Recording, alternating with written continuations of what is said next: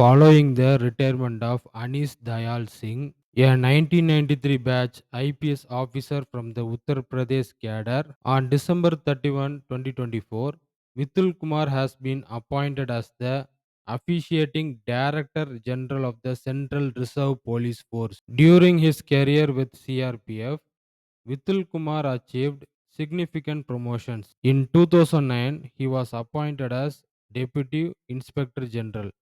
He was promoted to Inspector General in 2012 and further advanced to Director General in 2018.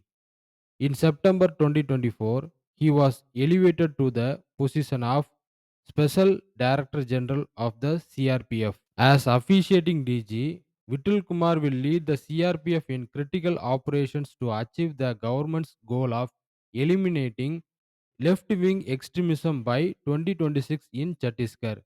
He will also face significant challenges and address emerging issues in Manipur. To support the government's security objectives and contribute to the eradication of LWE in Chhattisgarh, the CRPF has deployed approximately 40,000 personnel to the region. Vitul Kumar has received numerous awards and recognitions throughout his career, including the Director General's Commendation Disc in both silver and gold.